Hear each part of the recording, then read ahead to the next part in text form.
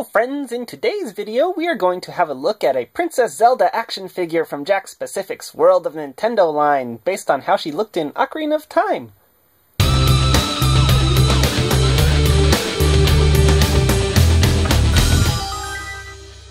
Now that we got Princess Zelda out of the package, I must say I'm surprised with how good I think they did on the sculpt. It's a pretty accurate representation of her Ocarina of Time concept art. All the little details like the hairband, brooch, headdress thingy on their hair there, and the Triforce earrings they just nailed them perfectly. All the little intricate lines in her shoulder armor are sculpted details.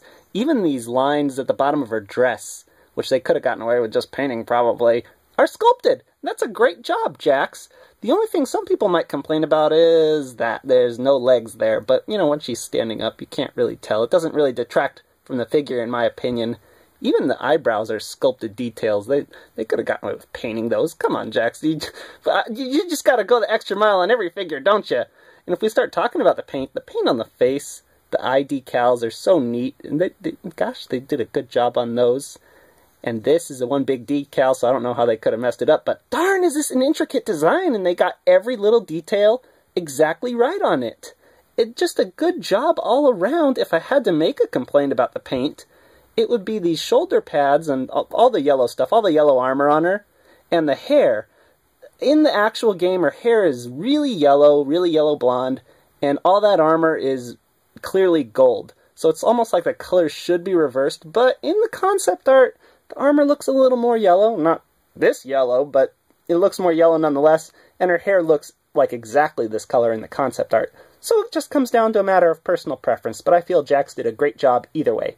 Now, if we start talking about that articulation, she has a swivel at the head, but good luck moving it very far because of that hair. Swivel at the waist, hinge and swivel shoulders, hinge and swivel elbows, and hinge and swivel wrists.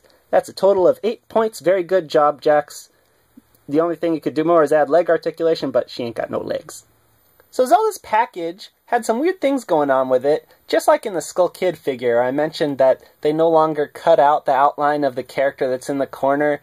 And what's also really weird is that the character in that corner is Link from the Wind Waker, and it says Wind Waker HD down here, and this is very obviously Zelda from Ocarina of Time, right? So I don't know what's up with that. But on the back of the box, you see the other figures in the wave. I already reviewed Cat Mario and Skull Kid. Still need Slippy and Toad. Let's open this thing up and see what it's like. So Ocarina just pops out.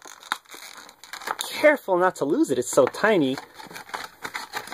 Princess Zelda has some twist ties. I'm just going to kind of force her out and try to snap them. Oh wow, that can stretch. Wah! Don't try that at home. The one accessory Zelda comes with is the infamous Ocarina of Time. Now the sculpt on this is perfectly accurate to its concept art. It's got the right number of holes on top and everything. But there's a little band by the mouthpiece that should be silver, and there's even a little tiny Triforce on that band that should be gold or yellow colored. And they actually sculpted those details, they just didn't bother to paint them. But you can't really notice that in the game, it's just blue, so they got the ocarina pretty much right. When it comes to posing the ocarina with Zelda, you have to kind of just rest it on her hands because they don't really get a very good grip on it. And you can forget about getting it all the way into her mouth. That's what she said. Moving on to scale. Zelda is a 4 1/4 inch figure, but she actually stands a little more like 4 1/3 inches tall.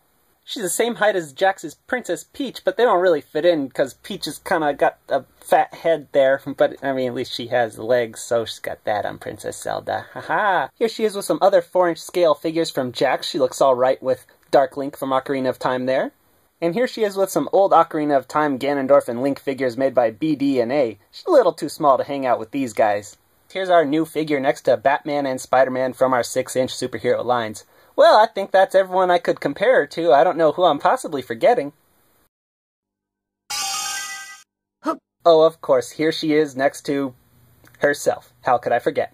So is Princess Zelda a figure that is worth your time and money? I'm gonna say yes. I mean, she's not the most amazing figure ever. Her articulation's a little lacking. But if you have the other Zelda figures in this line, well, this is the only Princess Zelda figure. If you have the other figures of Link and everyone from this line and this series, you're going to love this figure. It's a great addition to the collection. I think you could pick it up if you're a fan of this line. Until next time, peace out, YouTube.